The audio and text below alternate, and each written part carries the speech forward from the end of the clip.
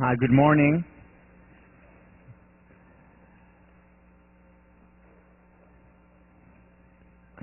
So, first of all, are there any junior parents here today? Welcome, welcome. I'm so glad you're here.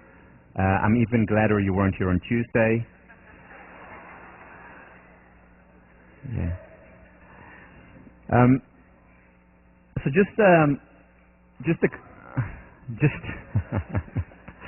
just a couple of announcements. Yeah, I was asking myself after Tuesday, are they ever going to take me seriously again? I hope so. Or will they love me tomorrow? Just a couple of announcements. First, there were many emails regarding the response papers, whether the gratitude letter that you write, you also need to submit to your TF as the response paper. So the answer is yes and no. All right, next. Yes, you do need to submit it. However, if the letter is too personal or you don't feel comfortable for any reason submitting it to your TF as well, just send your TF a note saying, I wrote the letter, and we'll take your word for it. And so you don't have to submit it, though. Would be great if you do. The midterm is coming up in a week and a half.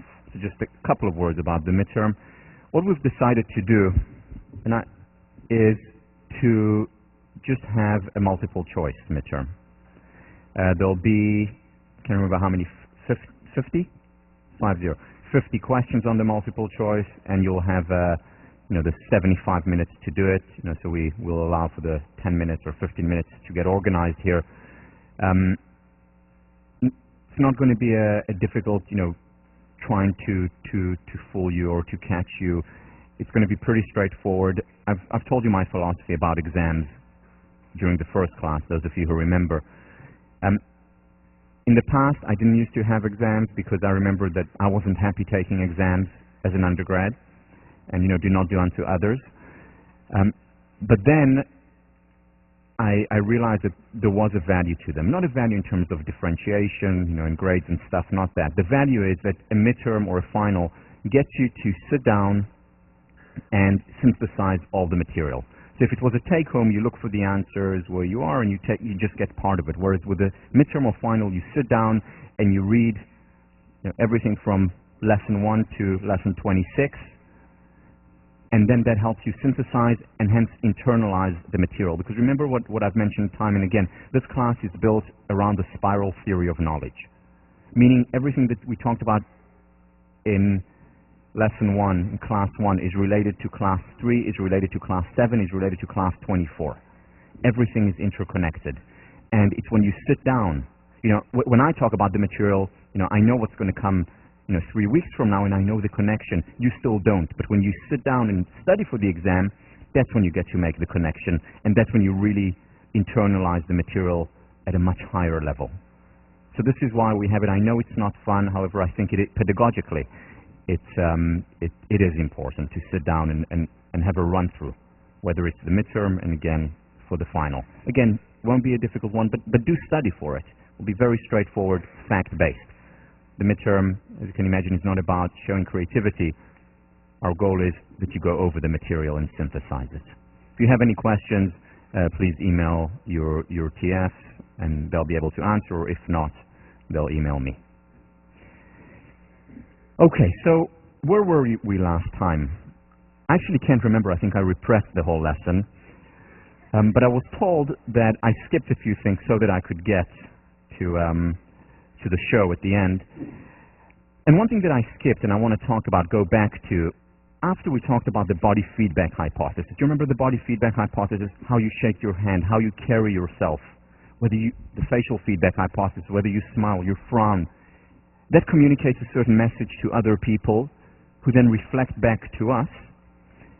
And at the same time, we're also communicating to ourselves. Am I confident? Am I proud? Or am I afraid and scared? And very often we need to, as we talked about, fake it till we make it. Because our body, our behavior sends messages to our mind, to our emotions, and affects them. was a wonderful research done by Hammerly and second author Montgomery. Hammerly and Montgomery did the following research. They recruited shy heterosexual men. Recruited them for this study, shy heterosexual men. And the study was run as follows. These men were told that the study was about taking a certain test, and they were invited into the equivalent of William James Hall, and then they were told, unfortunately, we're running behind, so you will have to wait. You will have to wait until the study actually takes place, and in the meantime, here is a waiting room, and there are other people who are waiting for the same test, and we'll come and get you. It may take a while. Sorry, we'll pay you for it, for the time that you have to wait extra. So they ended up waiting in a waiting room, and with them was waiting another person, a female, who, unbeknownst to them, was actually a Confederate, was actually a part of the study, but they thought she was just like them, waiting in line for the study to take place. So they were sitting there for 12 minutes with a woman whose instructions was to strike up a conversation with this shy heterosexual man and to express a lot of interest and excitement about what they were saying. So they were listening and they were asking questions and, wow, really? And they were laughing at what they were saying for 12 minutes. And then the woman went into the experiment, or so they thought, and another woman comes in, again for 12 minutes, and she sits down with the shy heterosexual man and seems very interested and laughs at what he has to say and asks questions and so on and so on for 12 minutes. And then the next woman comes in as she goes into the experiment, and so on 6 times. 6 women sitting with a shy heterosexual man, being very interested in what they have to say, striking a conversation. 72 minutes total. And then they go into the real experiment, whatever it was. And then the next day, they're invited for the same experiment again. And once again, they go through the exact same procedure. For 72 minutes, they sit down with 6 women who are very interested in what they have to say. And of course, what really the experimenters were interested in was, what effect does this have? What effect does this behavior have on their shyness? And it had radical effects. So over the next 6 months, when they followed up on these men suddenly became far less anxious in general and specifically around women. They became less shy. These men, often for the first time in their lives, initiated relationships and started to date after 144 minutes of intervention. Radical difference, but there was a problem. What's the problem with many of these psychological experiments? That you have to debrief. Exactly. You have to debrief. So 6 months later, the study was over. The researchers invite the men in and tell them that this was just a study. And these women were actually part of the experiment. They were told to seem interested. Cruel, right? Well, less than they thought. It made no difference to these men, because by this time they were much more outgoing, they were doing well with the opposite sex, they were going on dates, they were less shy. It started a positive spiral. It didn't matter at all. 144 minutes changed their lives as far as the dating was concerned, at least, if not more. Why? Think back to Bandura's work on self-efficacy. Nothing breeds success like success. When they succeeded, they did well, they saw themselves doing well, self-perception theory, certain conclusions about who they are, what they are, and that led to an upward spiral. And continued that upward spiral. Again, we talked about fake it till we make it. We then watched Marvel Collins. Chapters of the Fathers, Pirkei Avot, one of the seminal Jewish texts. Those whose deeds exceed their wisdom shall endure, but those whose wisdom exceeds their deeds, their wisdom shall not endure. If we just, remember what I talked about, if we just go to a workshop or a class and understand it on the cognitive level, even have an aha moment, a breakthrough, nothing will happen unless we follow our newfound wisdom or understanding with deeds, with action. Why? Because we first make our habits, and then our habits make us. And if we're before the workshop or class here, and then our attitude changes, but our behavior doesn't, our attitude will be pulled down over time by our habits. So it's only if we also change our habits over time. If we start doing things, if we, for example, put ourselves on the line, cope, or if we start doing the gratitude exercise or writing letters on a regular basis or starting physical exercise, arguably the most powerful intervention to deal with anxiety, depression, as well as ADHD. Unless we start doing these things right after, the change is going to be ephemeral. We're going to go back to where we were before. Lasting, permanent change, attitude change has to be matched by deeds, by behavior. Dan Millman, I mentioned him in class a couple of weeks ago, The Way of the Peaceful Warrior, talks about the importance of action and change.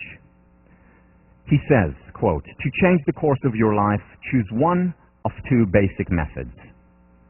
One, you can direct your energy and attention toward trying to fix your mind, find your focus, affirm your power, free your emotions, and visualize positive outcomes so that you can finally develop the confidence to display the courage, to discover the determination, to make the commitment, to feel sufficiently motivated to do what it is that you need to do.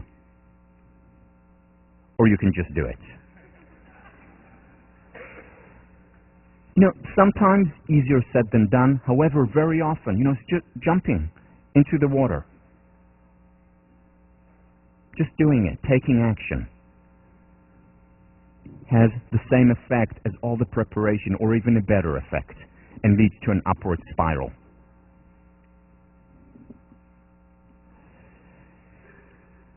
Okay, then we talked about coping and exiting your comfort zone. Parents, please close your eyes at this point. All right. And I ended by talking about attaining your optimum level of discomfort. What does this mean? What does this mean? So we can look at approaches to change or reactions to change, behavioral change, along the continuum of tension. Most of us, most of the time, are in our comfort zone. It's great, it's wonderful. However, when we're in the comfort zone, very little change happens. If we go a bit beyond that, we get to our stretch zone. This is what we call the optimal discomfort zone. This is where change actually happens. Beyond that is the panic zone. This is where we have anxiety and difficulty. This is a place that's usually unhealthy. Unhealthy for change, because very often we can go back on where we were before. You can think about this with a metaphor. The comfort zone would be freezing water. The stretch zone would be flowing water. The panic zone would be boiling water. Again, a lot of movement, but out of control and potentially dangerous. The best way to be usually is in the stretch zone. You will read about it next week when you read about flow. Flow is when you have optimal level of arousal, optimal level of tension. When the task that you're doing or whatever you're doing is not too difficult nor too easy. See, what I did at the end of last class was certainly, as I said, as you saw, I hope, out of my comfort zone. However, it wasn't enough, well, maybe, but probably not in the panic zone. Why? Because I already know you. We've been together for over a month. It's already past ad drop date, so too late for you. So I wasn't taking that much of a risk. It was just stretching. And it was important for me to, it really is personally important for me to do it, because it does stretch me and get me more in touch with my humanity.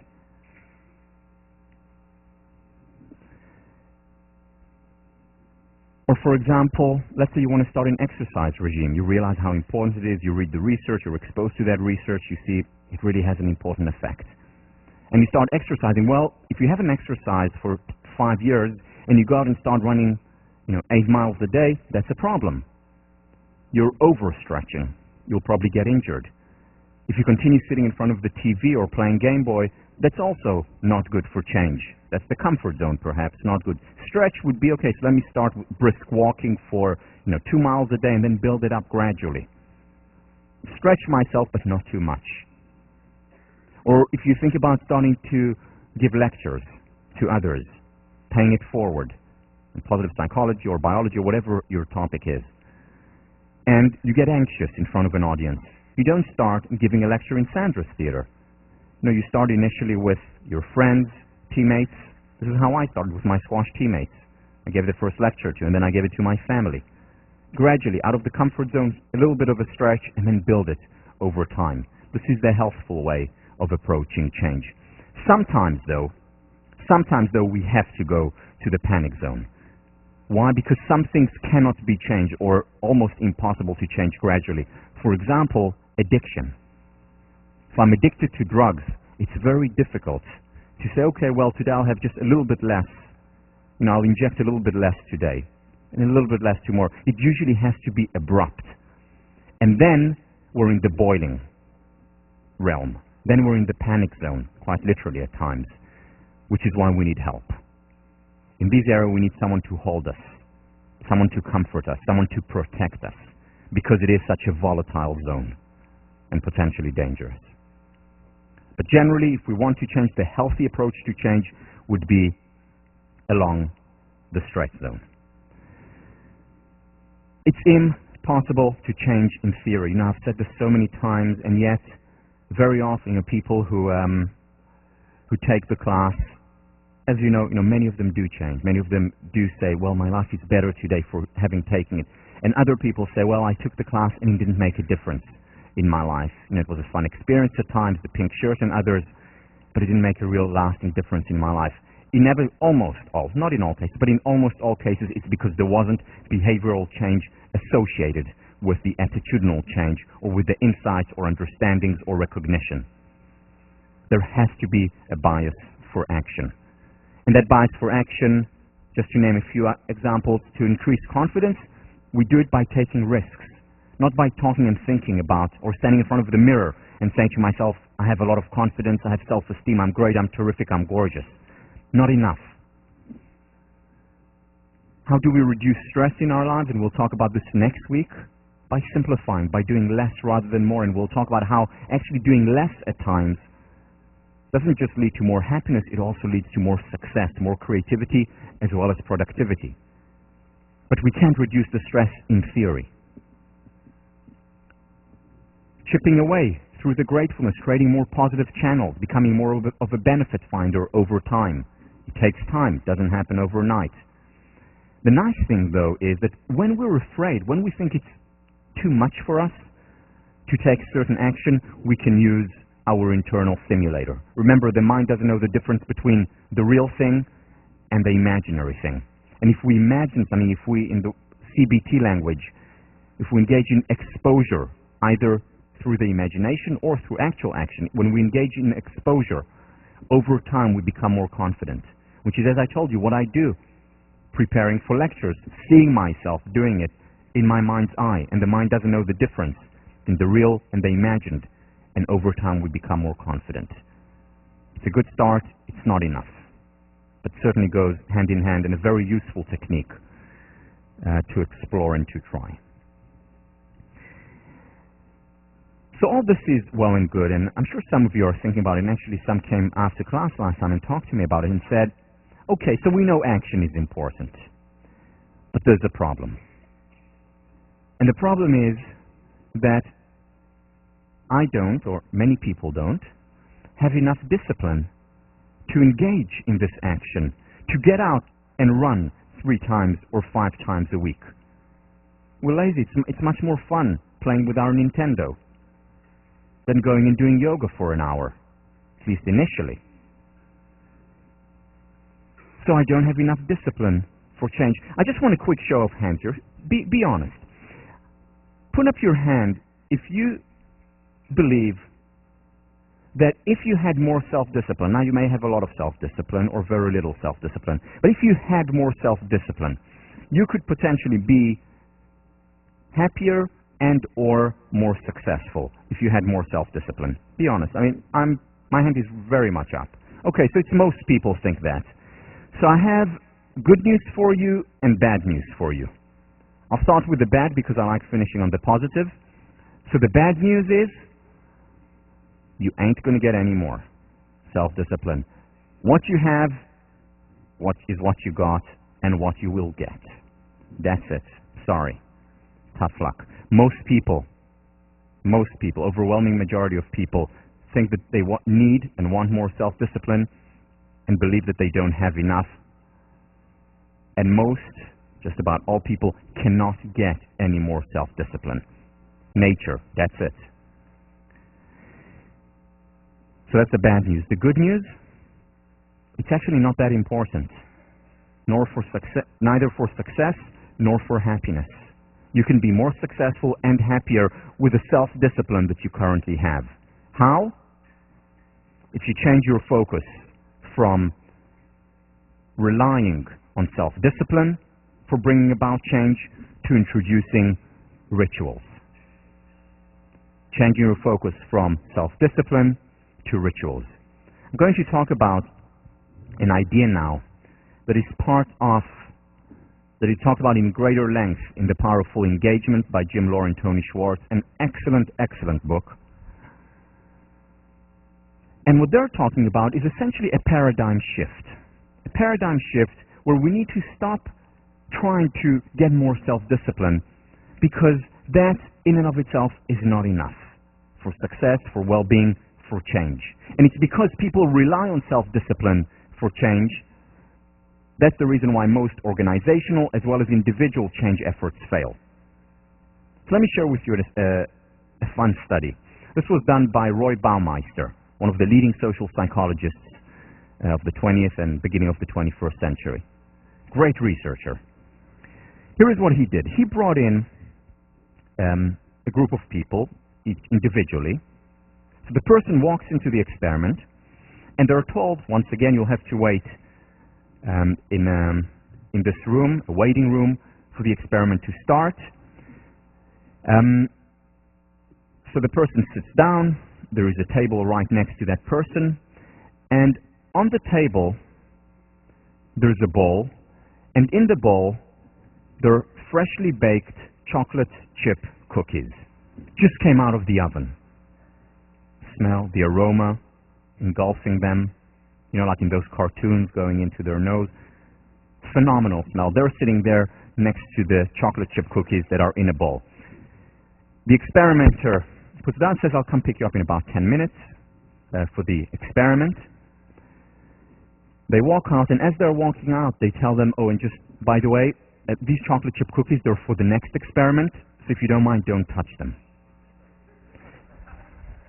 So you're sitting there, almost dying, but you're not touching it. And 10 minutes later, the experiment does come in, takes you to the experiment. The experiment is a very difficult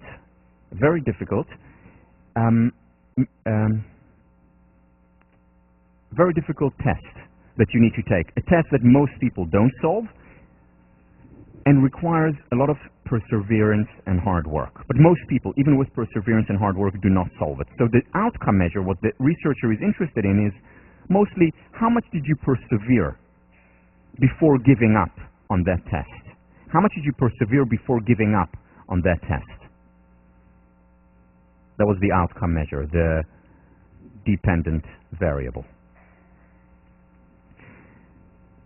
Second group, randomly picked, come into the same room, sit on the same chair, have the same bowl on the table.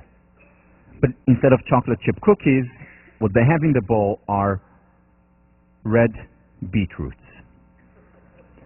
Freshly baked. Just came out of the oven. And they're sitting there. And the experimenter is about to walk out. It says, just one more thing, if you don't mind, don't touch those beetroots, they are for the next experiment. Okay, fine. So you're sitting there for 10 minutes. 10 minutes later, the experimenter comes in, takes you to the real experiment. Sitting down, you're taking the exact same test, the exact same puzzle. And once again, how long will you persevere before giving up? Think about it for yourself for a second. Who do you think persevered more? The chocolate chip cookies group or the beetroots group? Think for yourself for a second. By the way, I guessed wrong when I was asked this question. Okay. Significantly more perseverance. Significantly more. It wasn't close. The group that had the beetroots persevered a lot more. Why? When Baumeister wanted to understand the mechanism, and he did some more experiments to explain the mechanism, it's because the chocolate chip cookie group had used self-discipline not to touch. They really wanted to touch it, but they couldn't, so they used their quota of self-discipline. And when they went into the quote-unquote real experiment, what happened was that they had little or no self-discipline left. And that maze, that experiment, that test required a lot of self-discipline.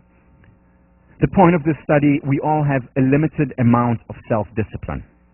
And the question is, what do we use it on? Another question for you. How many people here have, those of you who did set New Year's resolutions, put your hand up if you're fulfilled every single one of the New Year's resolutions that you ever set for yourself. Put your hand up, every single New Year's resolution, if you did set New Year's resolution. But higher, please. Oh, I certainly didn't. But here's another question for you. How many people here, this is an important question, so please put your hand up if the answer is in the affirmative. How many people here brushed their teeth this morning? Put your hand up high. Whew, I'm glad to see this. You can all come and talk to me after, real close. So let me just imagine what happened this morning, the scenario. So you got up in the morning, you were tired, and then you said to yourself, okay, today's the day. Today's the day. I'm going to do it. I'm going to brush my teeth this morning. Right? And to really motivate you as you got out of bed.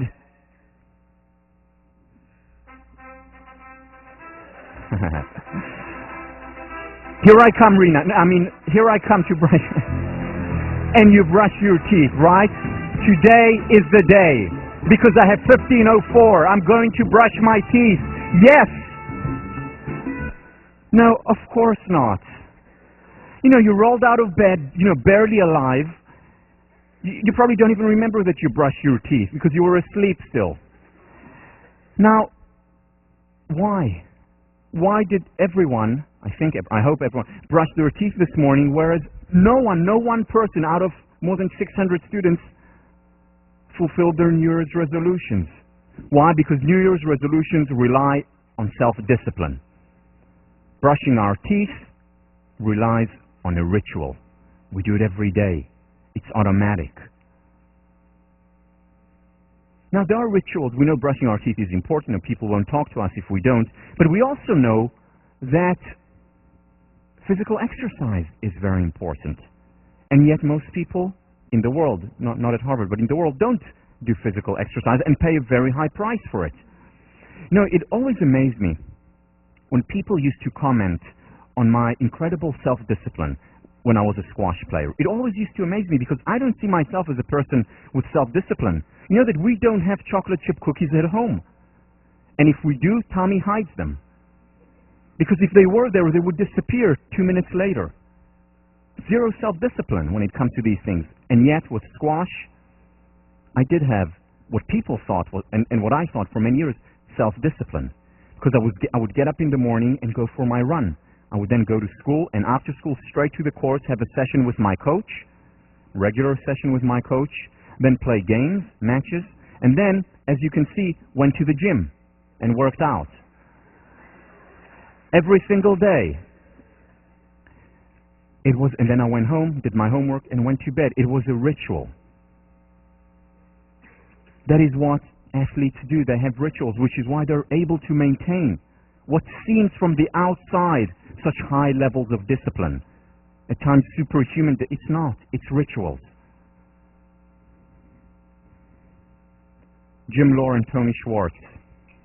Building rituals requires defining very precise behaviors and performing them at very specific times, motivated by deeply held values. Let me give you some personal examples. Physical exercise, deeply held value for me, has always been, and especially now when I know the research, the data on physical exercise. So I have a ritual. 3 times a week, between 30 and 45 minutes, I run. And after that, do my stretching. I know how important yoga and meditation is for me. I have a ritual, and I do it. First thing when I wake up in the morning, a few deep breaths. We'll talk about it more after break. It's a ritual. Every time when I teach here, every time when I get up in front of the audience, I run before. This morning, I ran. On Tuesday, I ran twice as hard. Why? Because it releases anxiety. It helps me. Globally, generally, and specifically for the class. Another very important value for me, my wife, our relationship. See the movie, Hitch? Fantastic movie. It's a very important value for me. And therefore, my wife and I have rituals, and we have 2 ritual dates a week. Now, when people hear it, they say, oh, come on, where is the spontaneity in love? Well, there is a lot of spontaneity in terms of what we do during these dates. But the dates are set in stone. And if I'm traveling, or my wife is traveling, and we miss a date, we make up for it after. Why? Because if we didn't have this ritual, then we'd have 2 dates a decade, as opposed to a week. And a deeply held value for both of us is our relationship. In our modern world, where there are so many conflicting demands on our time, rituals are not just important, they're absolutely necessary if we're to do the things that are important for us, that we care about. Other examples of rituals: writing a thank you note.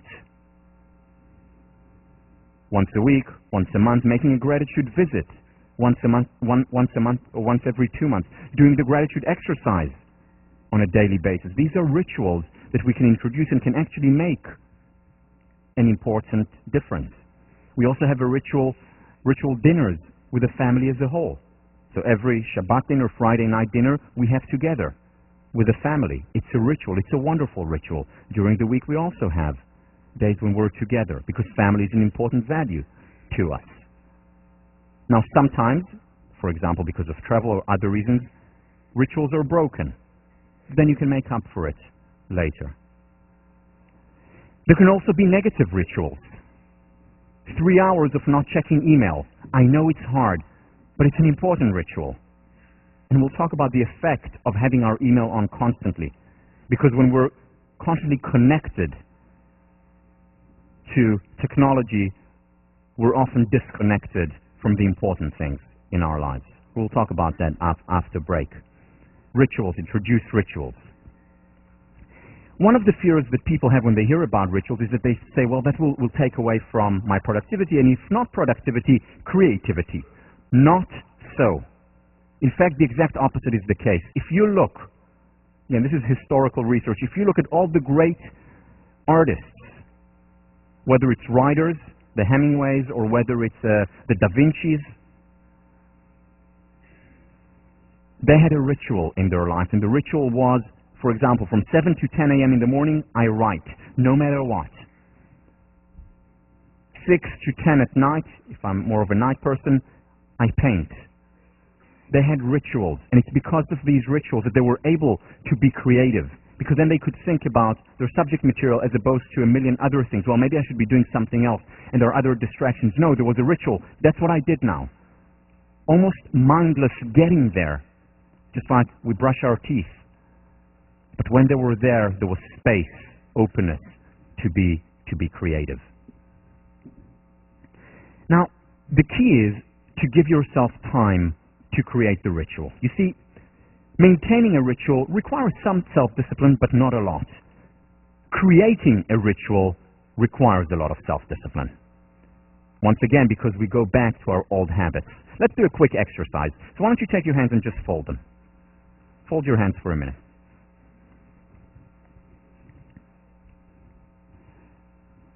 All right. Now,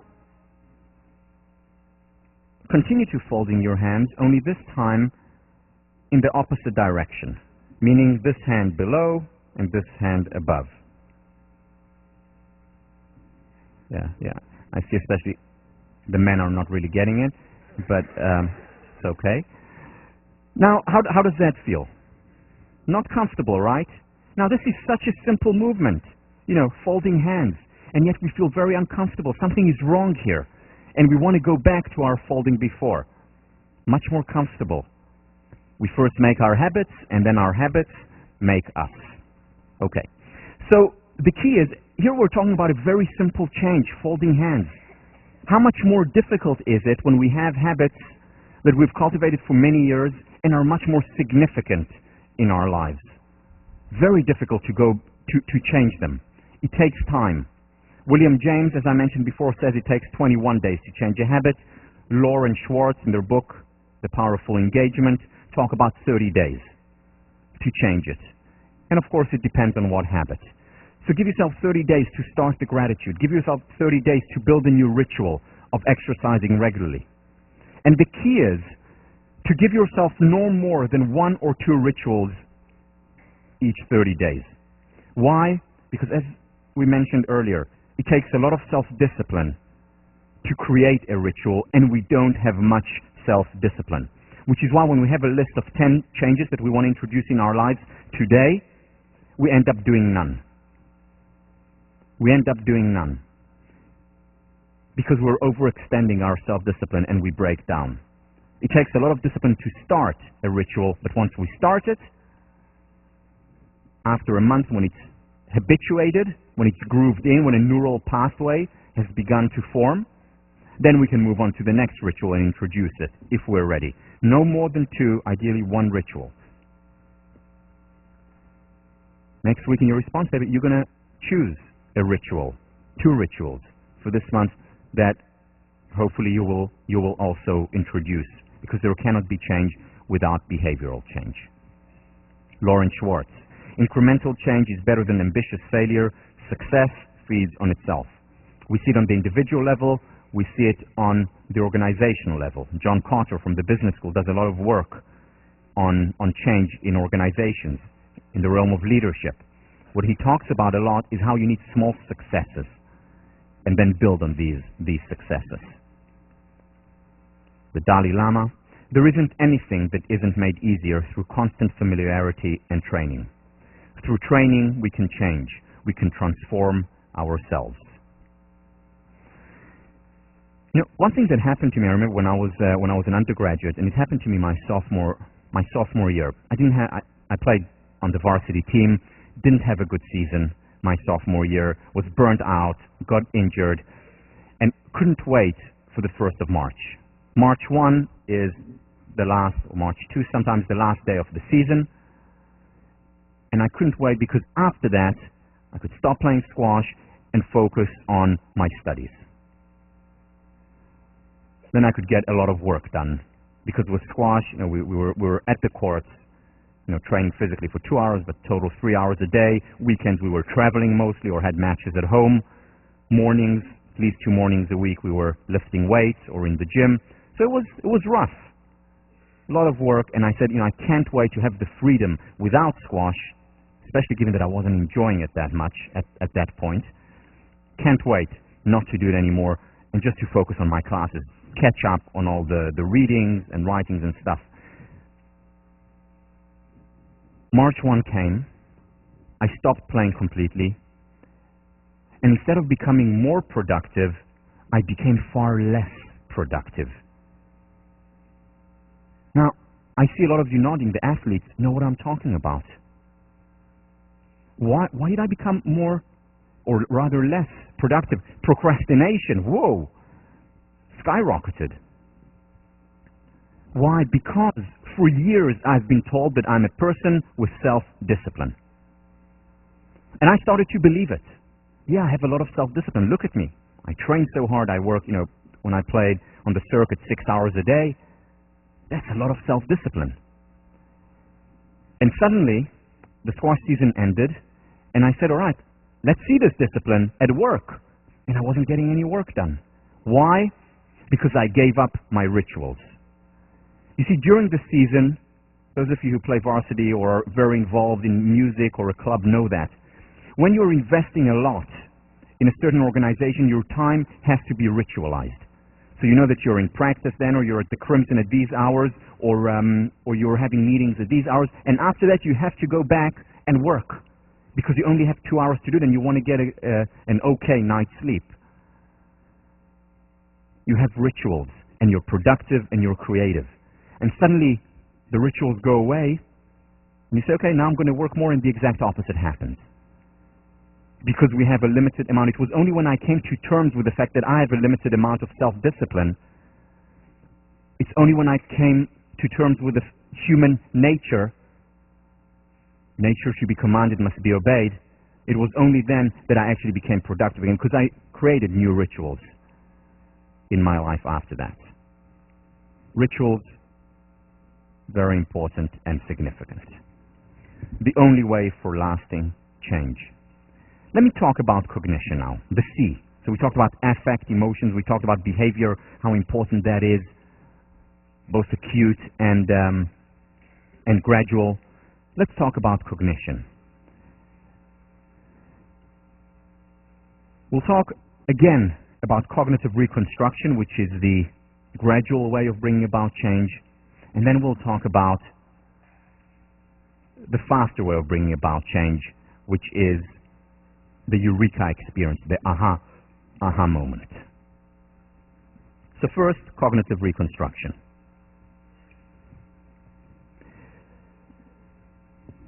As we mentioned before, an interpretation is a neural pathway. If I interpret the world as a fault finder, the fortified neural pathways in my brain are the negative ones.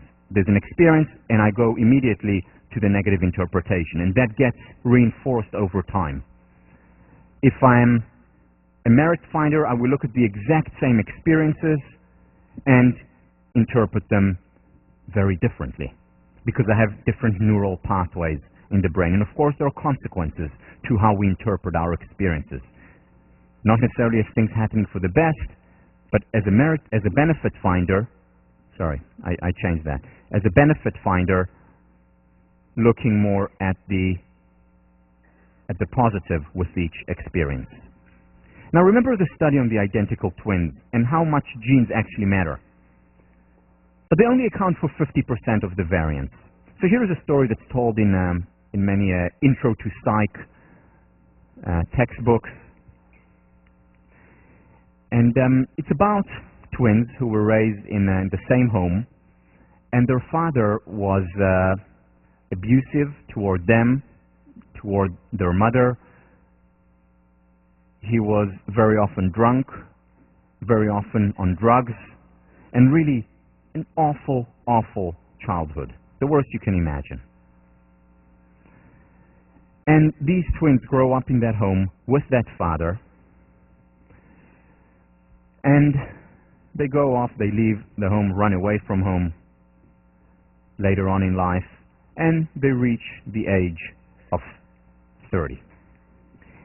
And then at the age of 30, a psychologist who's doing research on twins goes and visits them. And he goes to the first twin, and what he sees there, the twin is in a relationship, he's abusing his family, very often drunk, very often on drugs. Then the psychologist is able to find him in a moment of soberness and says to the twin, "What's going on? What are you doing? What's happening here?" And the twin, who knows that the psychologist is doing research on the effect of genes and the effect of upbringing says, you know my father. I mean, you know the kind of childhood that I endured. How do you expect me to be any other way? And the psychologist who knows the effect of upbringing shrugs. And then he goes to the second twin. The second twin happens to be the exact same age as the first one.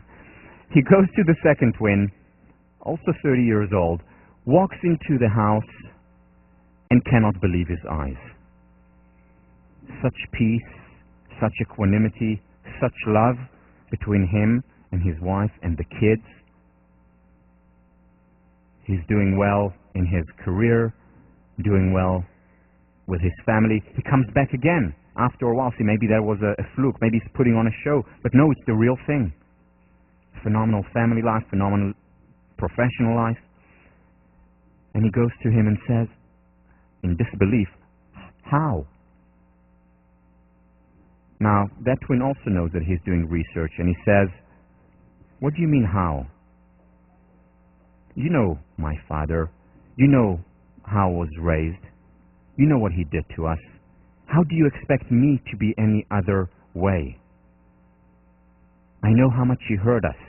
How do you expect me to be any other way like him?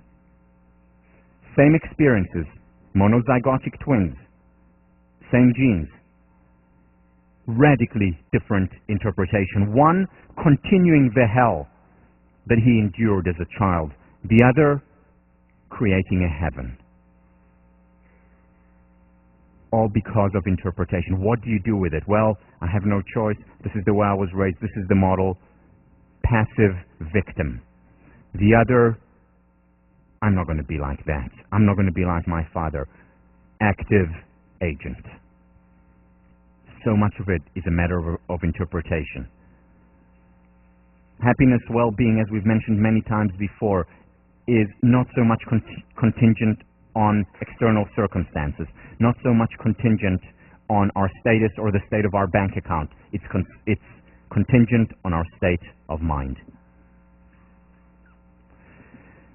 The thing to remember, though, is that there are no shortcuts, unfortunately. There are no quick fixes, unfortunately. If there were, I promise you, I would have told you. If I find out next week about a shortcut, even if it's over spring break, you'll get an email from me. But I don't think there are. And very often the hope of finding a quick fix leads to more unhappiness. Here are some examples of cognitive reconstruction. This is work done by Tomaka on whether we perceive an activity as a challenge or as a threat, because we can perceive the exact same activity and cognitively reconstruct our understanding of it. So let me give you an example.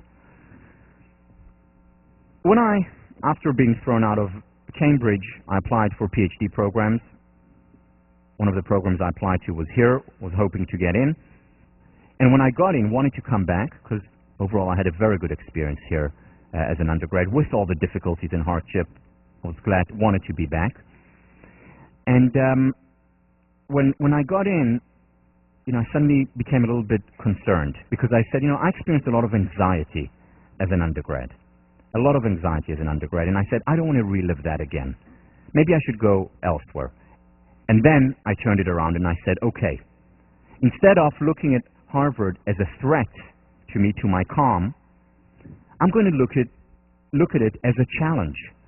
And my challenge became explicitly, I wrote it in my journal, wrote about it, thought about it a lot, explicitly.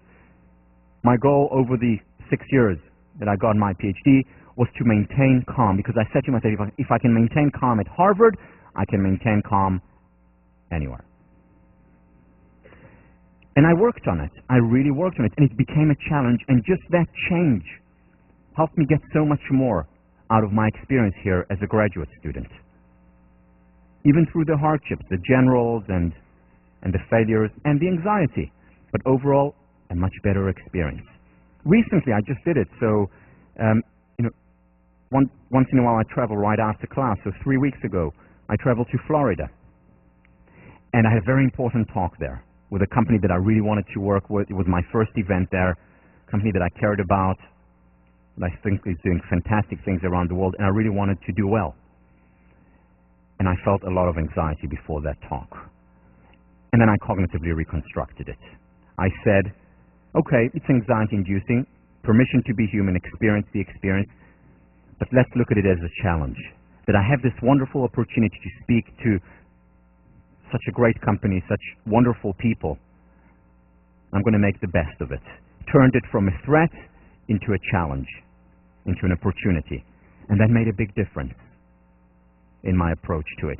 Think about areas in your life. What is it? Is it a play you want to try out for? Is it someone you want to ask out? Is it speaking up in section?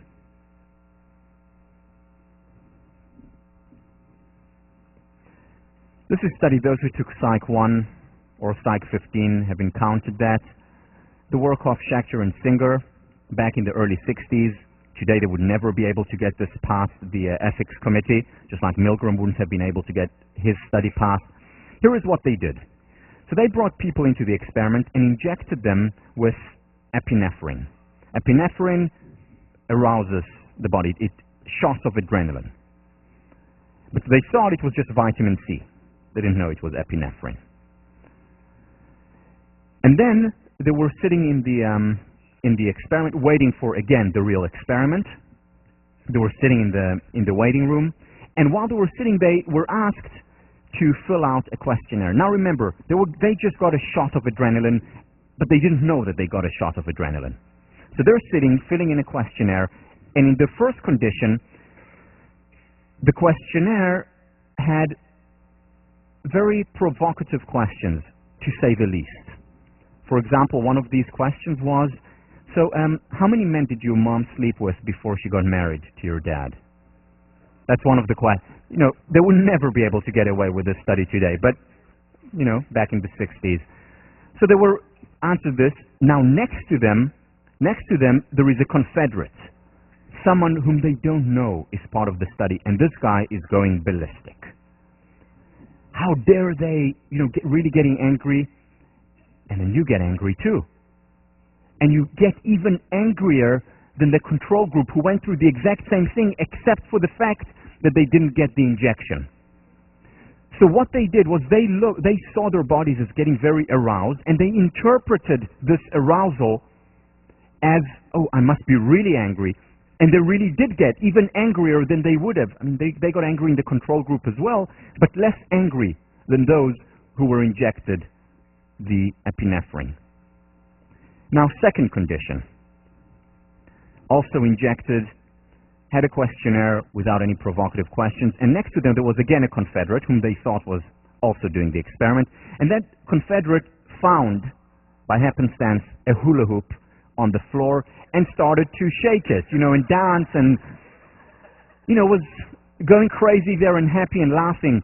And the person who was just injected the epinephrine went wild, so happy and joyous, much more happy than the control group who were in a room with a person dancing with a hula hoop but did not get the injection. In other words, he interpreted the raise in adrenaline, oh, I must be really happy now. And they were really happier. In other words, very often it's the interpretation, in this case, of a physical symptom that determines what we will feel, joy or anger, because they're quite similar. In both of them there is an adrenaline rush. So how do we interpret a situation as arousal or as euphoria or as anger? Here's another study. This is done by leejose and his colleagues. They asked people, college students, he's from Stanford, college students, to volunteer their most generous and benevolent friends, to name them, and their most competitive, cutthroat friends, and tell them who they are. And then they contacted them to be part of a study. And what they wanted to see was their behavior in a situation, in a game, where you can cooperate or you can be competitive. The intervention was that these students were randomly divided into two groups, and in the two groups there were people who were deemed very competitive or people who were deemed very generous and benevolent, and in the second group, same thing. Half of the people were very generous and benevolent, half of the people were very competitive and cutthroat, as perceived by their friends. And in the first group, they got a game, and the game was called the community game. And the second group got the exact same game, a game where you had the opportunity either to cooperate or to compete.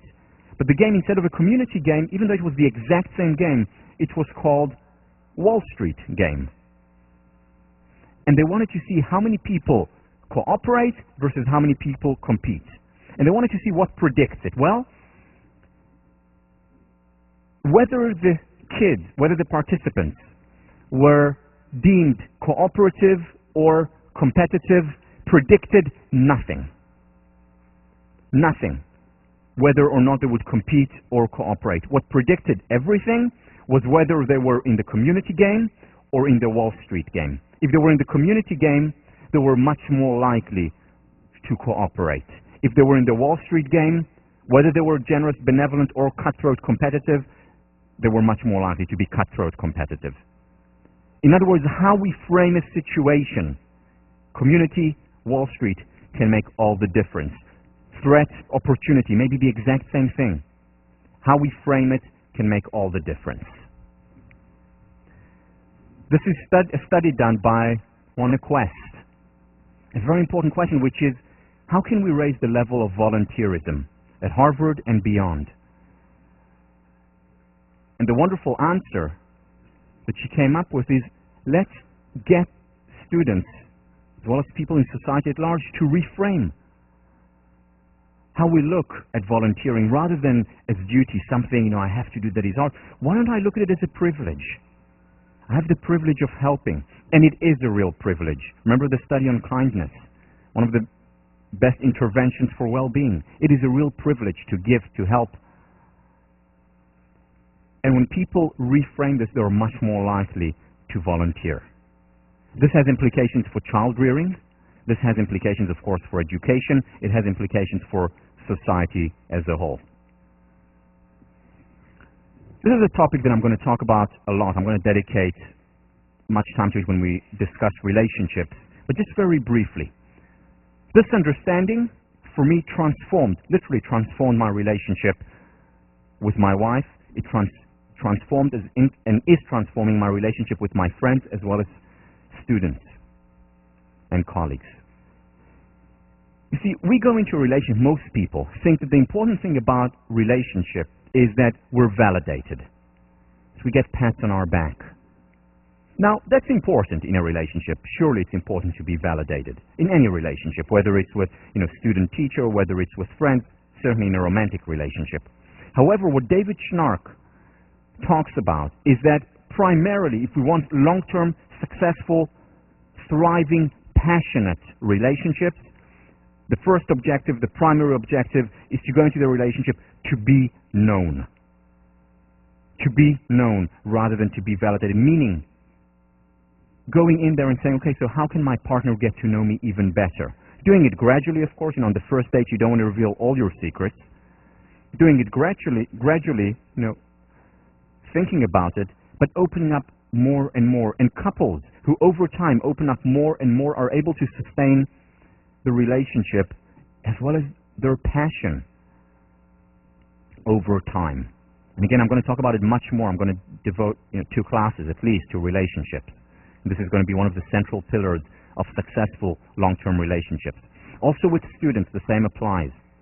When I initially started to teach, I really wanted the validation from the students. So how can I have my students perceive me as, as a good teacher? I want them to like me.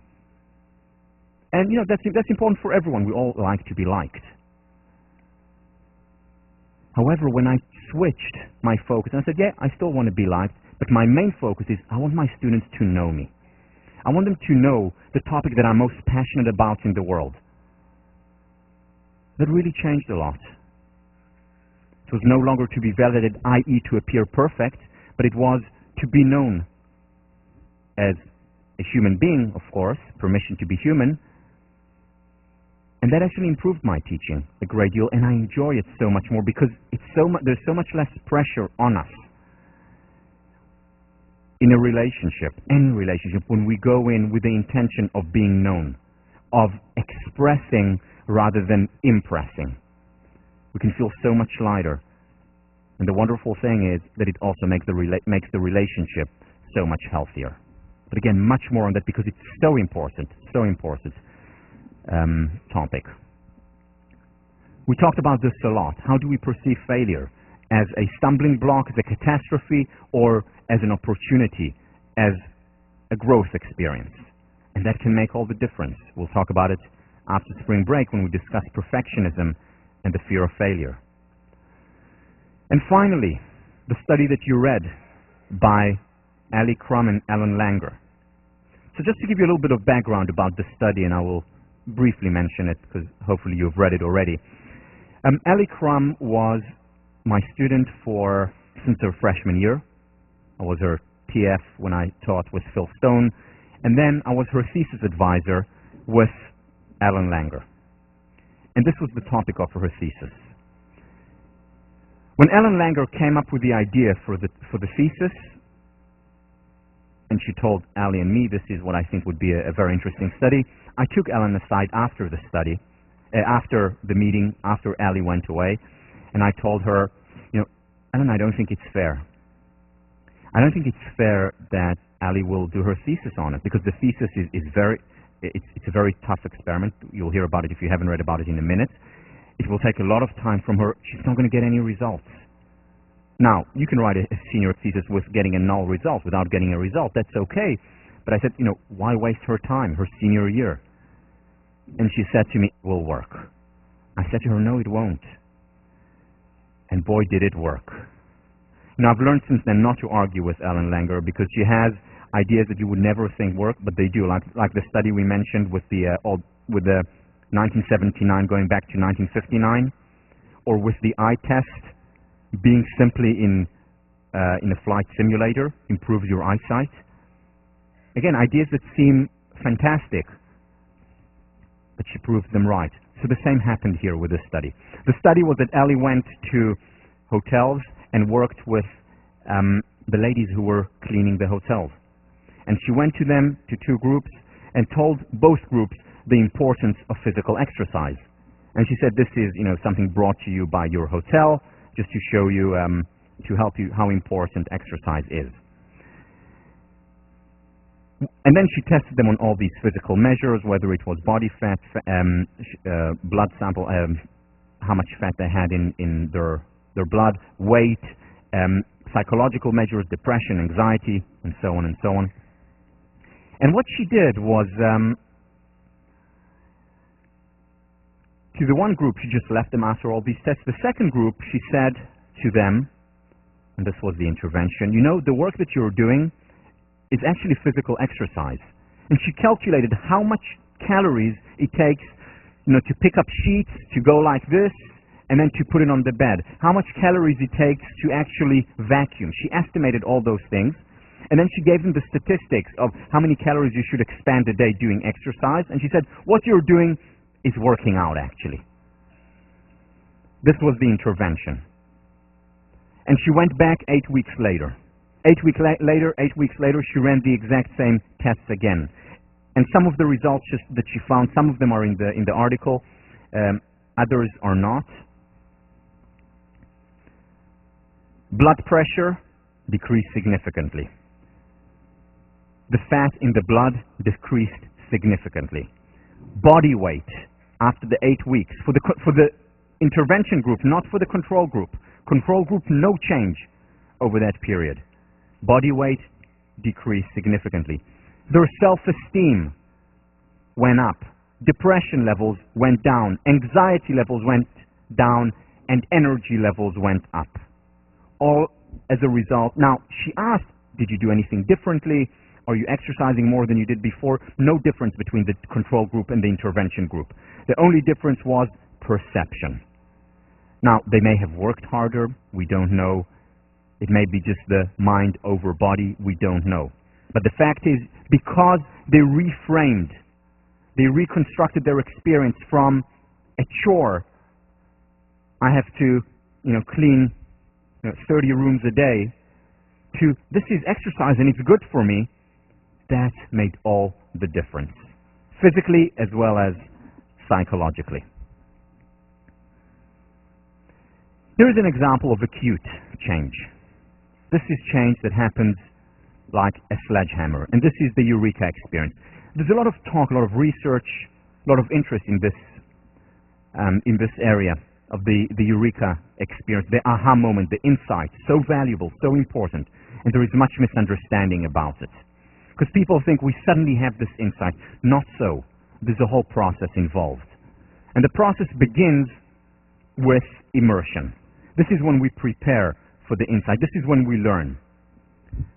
Howard Gardner has done a lot of work on extraordinary individuals throughout the world. And what he found is that generally, for people to become experts in a field, to become capital C creative in a field, they have to have invested in it at least 10 years of very hard work. This is the preparation. This is when you immerse yourself in the material. Look, for example, at Beethoven. Those of you who listen to his music and know the trajectory. Symphony 1 and 2, Mozart. Sounds very similar to Mozart. Third Symphony, Eroica, it's Beethoven. He immersed himself a great deal in the music of the day, studied it, learned it, and then, after many years, was able to become Beethoven and creative and transform the whole field of music, being one of the first romantics.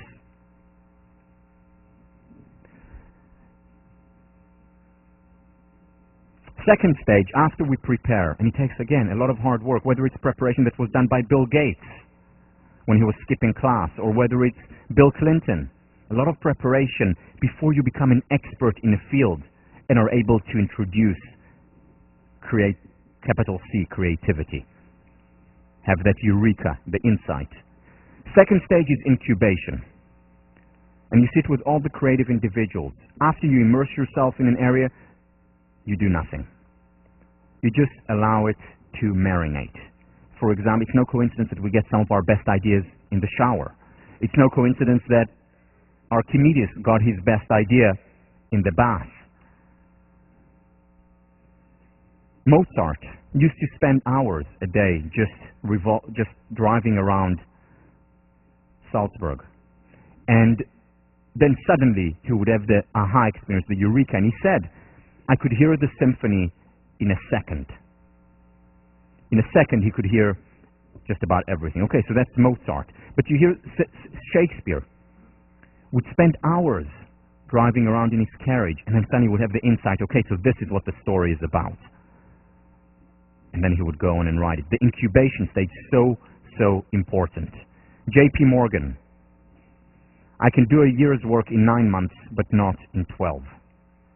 J.P. Morgan understood, arguably the greatest entrepreneur this country has ever seen, understood the importance for creativity of taking time off. Today, business people, leaders, don't take enough time off because we think it's a waste of time. We think that if we just sit there and do nothing, we're really doing nothing. Well, no, the mind works. The mind works and the mind needs it for the creative insight. In fact, leaders, I know many of you will go into leadership positions, need time off more than anyone else because they need to be creative. They need to think about the next thing for the company, for the organization.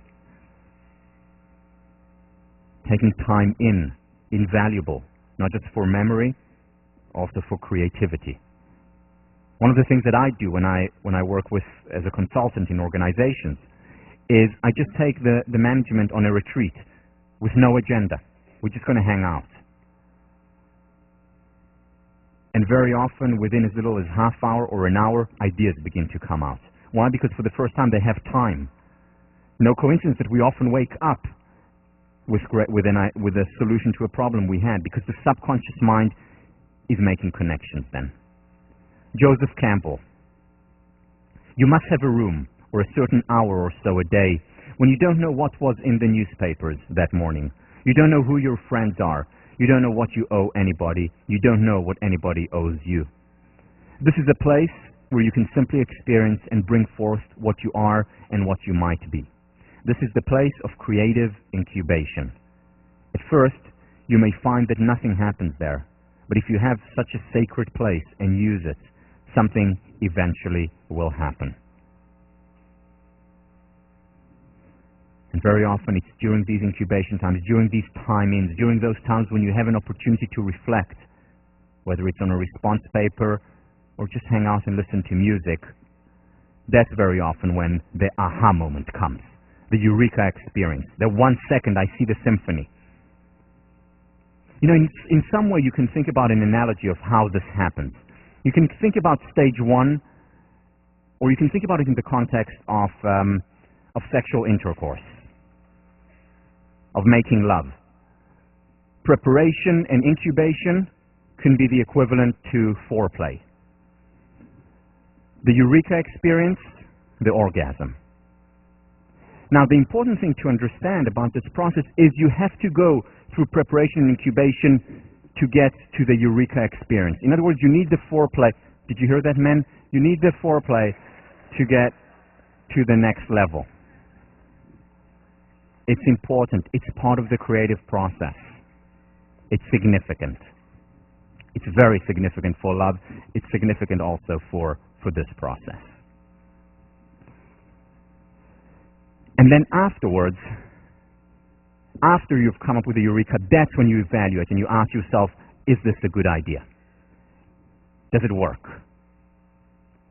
Or is it just something that, you know, a whim and most ideas, most eureka experiences actually end up not working, and therefore evaluation is important. Is this really a good piece? Is this really a good idea for the story? Shakespeare asked. Is this really a good idea for a philosophical treatise? Descartes, who spent a lot of time on his own reflecting. Is this a really good idea for a philosophical treatise? Is this a good business plan? Is this the next Facebook? Or is it just something that I had, you know, an idea that I had at 3 a.m. in the morning and someone has already done it, or it won't work? Evaluation is important. There are many ideas out there. Not all of them work.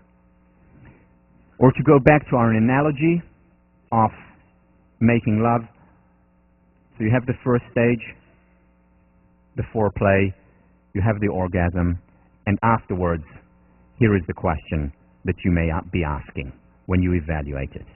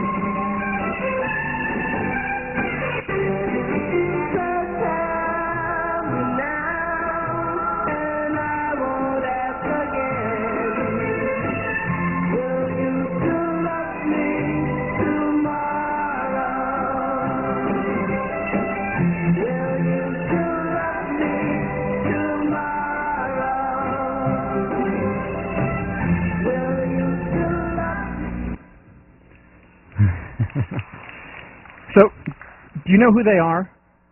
I mean, not the parents. Do the students know who? Do you recognize them? The Shirelles. The Shirelles. Actually, my favorite group. Really, my daughter's name, some of you know, is Shirelle, and we were looking for a name that would make sense in Hebrew as well as in English, and my wife came up with the name Shirelle, and which means in Hebrew Song of God, and then you have the Shirelles. So it was just when we found out that it was just the perfect name. You know what I love so much about it? You can see, you know, the naivete and the dance.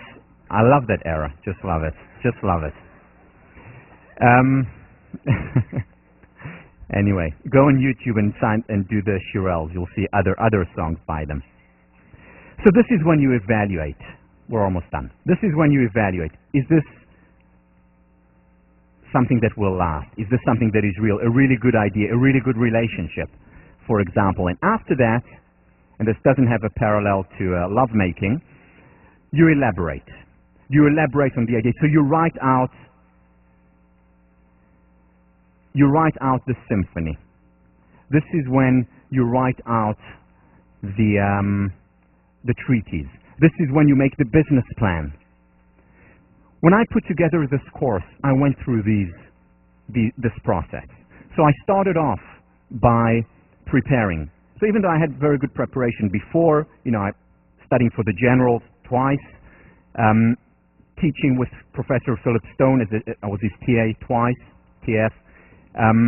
Even though I studied social psychology for many years and had read, I took time off where I immersed myself in positive psychology material.